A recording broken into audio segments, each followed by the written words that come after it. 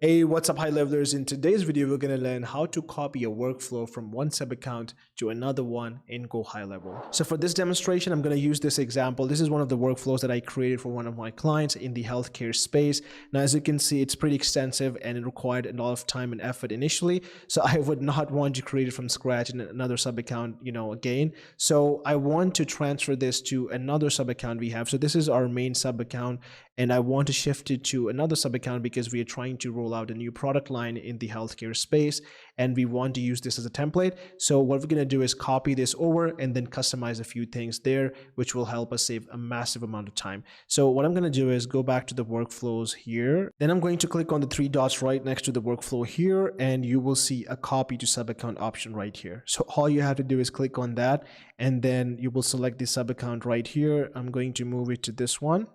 And once I've selected the option, all I have to do is submit, and it will be moved over in a few seconds. Now, if I go to the sub account where I copied this to, so you can see that it is drafted right here. And if I open this right now, we should have everything intact. So you can see that it has got everything that we needed. Now it will save me a massive amount of time. I can customize it right here. And in a similar way, if you work in a marketing space, or maybe if you're working in different niches, let's say healthcare, and you build these complex workflows and then you want to copy them over, this is pretty straightforward to do. Now, a key thing before you copy over workflows, I'm going to show these 7 elements on the screen here. These are the only 7 things that will be moved over. So if they did not exist in the second sub account where you're moving this workflow to, they will be automatically created. But anything except for these 7 for now will not be moved over. So you might have to redo them in the other sub account or things that we use in workflows.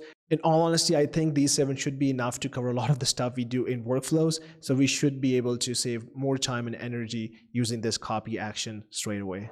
All right, so that was all about this video. I hope you found some value in this. If you have any questions, feel free to put them in the comments below and we will get back to you.